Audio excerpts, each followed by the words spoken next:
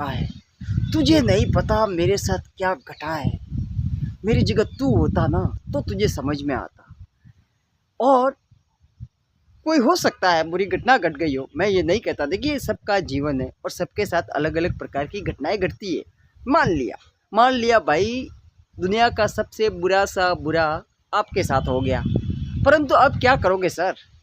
अब क्या करोगे? अब दो ऑप्शन है। नंबर वन, जो कुछ भी आपके साथ घटा है ना, उसकी कहानी बनाकर बढ़िया सा उसे लेपापोती करके बढ़िया से लोगों को सुनाते रहो और लोगों की सहानुभूतियाँ बटोरते रहो और दिलासे के सहारे अपना जीवन गुजार दो। ये है पहला ऑप्शन। दूसरा ऑप्शन है कि देखिए आपको ये पता है कि भैया घटनाओं का घटना हमारे हाथ में न तो कभी हुआ है और न फ्यूचर में कभी होगा, क्योंकि ये हमारे हाथ में है ही नहीं। कल को मेरे साथ क्या हो जाए, क्या घटना घट जाए, ये मेरे हाथ में है क्या? नहीं है। 1 मिनट का भी पता नहीं चलता, तो कल तो बहुत दूर की बात है। तो सर हाथ में क्या है आपके? हाथ में है आपका रिएक्ट, आपका रिस्पॉन्ड। आप उस घटना को लेकर रिएक्ट कैसे करते हो, किस तरीके से उसके बाद खुद को उठाते हो, ये मैटर करता है। क्योंकि देखिए घटनाएं आप अकेले के साथ ही नहीं घटी है, बहुत से लोगों के साथ पहले से घटती आई है और फ्यूचर में भी बहुत से लोगों के साथ ऐसी ऐसी घटनाएं घटेगी कि वो चाहे ना तो फिर उससे, उन घटनाओं से खुद को कभी बाहर निकाल ही ना पाए, वो खुद को उबार ही नहीं पाए। परंतु कुछ लोग ऐसे भी होते हैं जो बहुत बड़ी बड़ी घटनाएं घट जाने के बाद भी खुद को हिम्मत देकर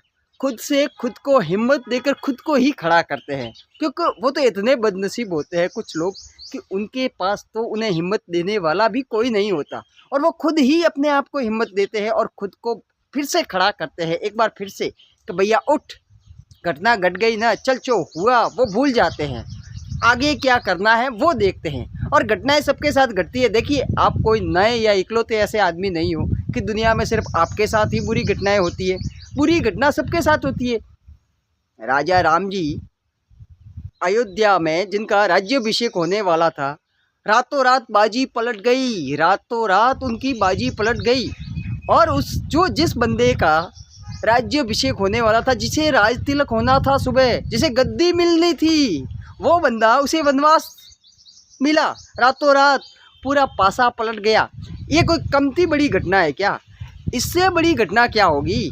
जिसे राज्याभिषेक मिलने वाला था, राजगद्दी मिलने वाली थी, उसे वनवास की ठोकरें खाने को मिली। इससे बड़ी घटना क्या घटेगी? परंतु उस बंदे ने, राम जी ने कोई रिएक्ट किया। उन्होंने जब अपने पापा दशरथ को, पिताश्री को परेशान देखा ना, तो उनको परेशान देखकर राजा राम ने सिर्फ इतनी सी बात कही कि पिताजी आप मेरे को बताइए तो सही, बात क्या है? आप इतने परेशान क्यों दिखते हो? कारण क्या है, बताइए तो सही। अब राजा दशरथ किस मुंह से बताए कि भैया मैंने कुछ वचन दिए थे, उस वचनों के कारण आज तुम्हें वनवास मिला है, तो वो तो कह नहीं पाए। पर जैसे तैसे राम जी को ये पता चला ना कि भैया ये वजह है, तो राम जी ने कहा बस इतनी सी बात के लिए आप इतने ज़्यादा परेशान हो? अरे कौन सी बड़ी बात है, मैं वन में चला जाऊंगा, इसमें कोई दिक्कत ही नहीं है। और वन में जाने के बाद भी आपको क्या लगता है उनके साथ घटनाएं नहीं घटी? वहाँ पर भी उनके साथ बहुत बड़ी बड़ी घटनाएं घटी। राजा राम जी जो भगवान होते हुए भी आप शिकायत करते हो ना कि यार मैंने ही भगवान का क्या बिगाड़ा है, तो भैया वो तो खुद भगवान थे ना। उनको भी वन में जाने के बाद भी पत्नी का हरण हो गया, रावण जैसा दुश्मन मिला, उसके बाद भी उन्होंने कभी रोना नहीं रोया है। उन्होंने कभी भी अयोध्या से सेना नहीं मांगी। ऐसा भी नहीं है कि जनक जी जो उनके ससुर जी थे उनको कोई संदेशा भेजा हो कि भैया हनुमान जी आप जाओ और जनक जी को बोलना कि आपकी बेटी को है ना रावण ले गया है, या फिर कोई लेके गया है, राक्षस चोरी हो गई है, तो आप है ना सेना भेजो, मेरी सहायता करो। उन्होंने ऐसा कुछ भी नहीं किया।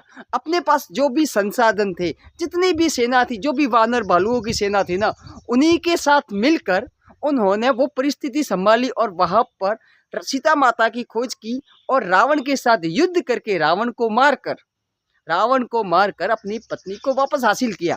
तो सर घटनाएं तो सबके साथ घटेगी, और रावण के साथ भी तो हुआ है ना। आपको क्या लगता है रावण का जीवन भी आसान रहा? वो त्रिलोक विजेता, अपने आप को स्वयंभू रावण बोलता था ना, त्रिलोक विजेता। वो भी घटनाओं के साथ कभी, देखिए घटना आपके हाथ में नहीं है, परंतु उस पर आप प्रतिक्रिया कैसे करोगे, रेस्पॉन्ड कैसे करोगे सर? वो आपके हाथ में मैटर वो करता है। रावण के साथ भी हुआ, जब राजा रामचंद्र जी अपनी पूरी वानर सेना के साथ समुंदर पर सेतु बांधकर लंका नगरी पहुंचे ना युद्ध के लिए अपने पूरे दल बल के साथ, तो राजा रावण, अब वो रावण त्रिलोक विजेता, उसने 1 मिनट के लिए भी खुद को कभी ये नहीं जताने दिया कि भैया आपसे मेरे को कोई फर्क पड़ता है। वो अपने विलास भवन में आराम से बैठकर नृत्य का आयोजन करके नृत्य का आनंद लेता रहा। देखिए, घटना तो उसके साथ भी घटी है, अंदर से तो रावण भी जानता है ना, अंदर से तो रावण को भी पता था ना। अरे वो कौन सा कोई बुद्धू था, वो भी तो बहुत बड़ा पंडित आदमी था, ज्ञानी था, वो बहुत बड़ा पंडित था रावण, कोई छोटू मोटू नहीं था। उसे सब पता था कि जो बंदा सागर को बांधकर, सागर पर सेतु बांधकर यहाँ तक आ सकता है ना, वो बंदा मेरी वाट लगा सकता है। जो बाली को मार सकता है ना, वो बंदा कुछ भी कर सकता है, वो कोई साधारण आदमी नहीं है। फिर भी उसके साथ भी बहुत बड़ी घटना घटी। दुश्मन उसकी नगरी में आ गए और वहाँ पर अपना वो सब टेंट वेंट लगाने का कार्यक्रम कर रहे थे ना, उस समय रावण ने विलास भवन में बैठकर आराम से नृत्य का आनंद लिया और वहाँ पर ऐसे रिएक्ट किया जैसे इन छोटे मोटे वानरों से, बालुओं से उन्हें कोई फर्क नहीं पड़ता। इस तरीके से आराम से वो रावण वहाँ पर बैठकर इस तरीके से नाटक करता रहा कि भैया लोगों में ये डर ना फैले कि भाई दुश्मनों ने लंका को घेर लिया है। तो सर मैटर ये नहीं है कि आपके जीवन में क्या घटना घटी, घटना घटने के बाद आप उस घटना से किस तरीके से दो हाथ करते हो, निपटते कैसे हो, ये मैटर करता है। तब राम जी ने उस रावण को याद दिलाने के लिए उस एक बाण चलाकर वहाँ पर बैठे बैठे एक बाण चलाया और रावण के सर का जो ताज था, जो मुकुट था ना, वो गिराया, और जो मंडोदरी थी उसका जो कानों का झुमका था वो भी गिराया, और उसे बताया कि भैया मैं आ गया हूँ, ज़्यादा नाटक मत कर, ज़्यादा नौटंकी मत कर, ठीक है। कुल मिलाकर रावण ने भी इतनी बड़ी घटना घट जाने के बाद भी, शत्रु जब पूरी लंका में आकर धावा बोलने ही वाला था, फिर भी वो खुद को संभाले रखता है। तो सर मैं यहाँ पर आफ्टर और कहना इतना ही चाहता हूँ कि भैया घटनाएं तो घटेगी। विराट कोहली के साथ भी हुआ, जब वो रणजी का मैच खेल रहा था ना, तो विराट को यह मैसेज मिलता है कि भैया अब आपके पिताजी नहीं रहे, और दूसरे दिन वो बंदा बल्ला लेकर मैदान में खेल रहा था, और सिर्फ खेल ही नहीं रहा था, अपनी टीम के लिए 95 या फिर 98 ऐसा कुछ रन भी ठोका था उसने अपनी टीम के लिए। सर आपको क्या लगता है विराट कोहली को उस समय अपने पापा की याद नहीं आ रही होगी? आई होगी। आपको क्या लगता है उसे वो फ्लैशबैक में जाकर अपने पापा के साथ जो भी उसकी यादें रही होगी मीठी मीठी, वो यादें उसे याद नहीं आई होगी? आई होगी। वो अपना ध्यान किस तरीके से बॉलों पर लगा पा रहा होगा, ये सोचा है क्या? सर देखिए, घटनाएं तो घटेगी, आप घटनाओं से क्या सीखते हो, किस तरीके से रिएक्ट करते हो, वो मैटर करता है। वही विराट कोहली अगर वो मैच नहीं खेलता ना, तो शायद आज वो विराट कोहली नहीं होता, और दूसरे दिन जाके अपने पापा का अंतिम संस्कार करवा के फिर वो लौटते हैं। तब कहीं जाके महान बनने के अवसर जिंदगी आपको देती है। आसान कभी नहीं हुआ सर, किसी का भी नहीं हुआ है। थॉमस अल्वा एडिसन एक बार को अपनी प्रयोगशाला, जो कि 10 बिल्डिंग में फैली हुई थी ना, एडिसन की प्रयोगशाला में आग लग गई और ढाए करके सारी की सारी प्रयोगशालाएं जल गई। थॉमस साहब का क्या रिएक्शन होना चाहिए बताइए? एक साइंटिस्ट, उसके लिए तो प्रयोगशाला, 10 प्रयोगशालाओं में एक साथ में आग लग जाना, यानी कि ज़िंदगी भर की कमाई एक ही झटके में तबाह हो जाना, ये वही बात है। क्योंकि एक साइंटिस्ट के पास, एक वैज्ञानिक के पास, मतलब प्रयोगशाला से ज़्यादा बढ़िया संपदा क्या होती है? उसका तो पूरा जीवन उसी में लगा हुआ होता है, नए नए प्रयोगों के साथ, और वो सारी चीज़ें जलकर ढाए करके नष्ट हो जाना, डिस्ट्रॉयड हो जाना, पूरी चीज़ें। बहुत बड़ी घटना।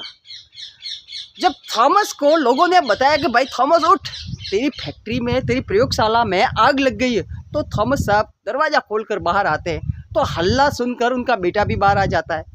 तो वो अपने बेटे को कहते हैं, थॉमस अपने बेटे को क्या कहते हैं वो देखिए, गौर कीजिए, क्योंकि ये सीखने वाली बात है कि थॉमस अल्वा एडिसन की जब प्रयोगशाला में आग लग गई ना, तो वो अपने बेटे को कहते हैं कि बेटा जा अपनी माँ को बुला के ला। तो बेटा पूछता है कि पापा माँ क्या करेगी? तो थॉमस कहते तेरी माँ देखेगी कि ये आग कितनी खूबसूरत है, इतनी रंग बिरंगी आग तेरी माँ ने आज से पहले कभी नहीं देखी होगी। और जब दूसरे दिन कोई पत्रकार आकर थॉमस अल्वा एडिसन सर को पूछता है कि सर इतनी बड़ी घटना घट गई, आपका सब कुछ जलकर राख हो गया, आप क्या कहना चाहेंगे इस बारे में? तो थॉमस अल्वा एडिसन साहब कहते हैं कि कल से मैं एक फिर से शुरुआत करूँगा। मेरी सारी बुराइयाँ, मेरी सारी गलतियाँ इस आग के साथ जलकर नष्ट हो गई। अब मैं कल से एक नई शुरुआत करूँगा। तो सर कुल मिलाकर बात सिर्फ इतनी सी है कि देखिए घटनाएं तो घटेगी, आगे आप जीवन में किस तरीके से रिएक्ट करोगे या रिस्पॉन्ड करोगे उस घटना के साथ, ये आपके हाथ में है, क्योंकि घटना न घटे ऐसा कभी नहीं होगा। Thank you.